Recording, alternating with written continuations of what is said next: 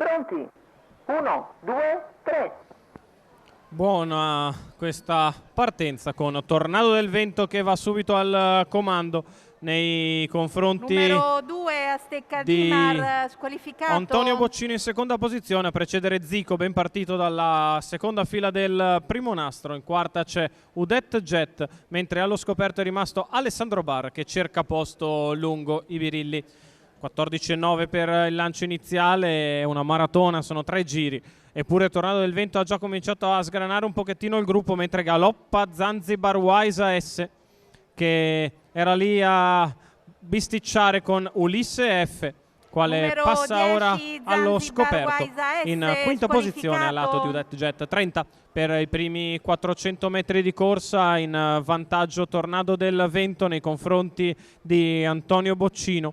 In terza posizione sempre Zico a precedere Udet Jet, allo scoperto c'è Ulisse F che si trascina Alessandro Bar, quindi in terza pariglia esterna Zarevic Blessed a precedere Usque DL, ancora Great King Wine. 1-1-2 per i primi 800 metri di corsa.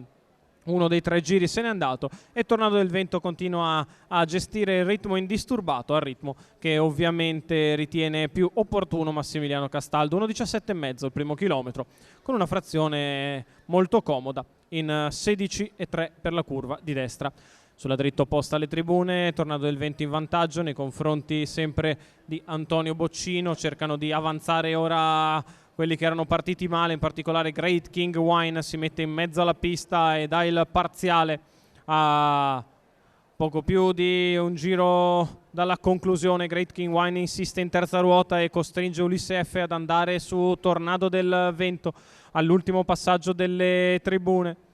Tornado del Vento leader nei confronti di Antonio Boccino, Ulisse F che preme all'esterno, in terza ruota costante Great King Wine, in pariglia c'è ancora Alessandro Bara a precedere Zarevic Blessed, 800 dalla conclusione, una frazione addirittura in 28,9.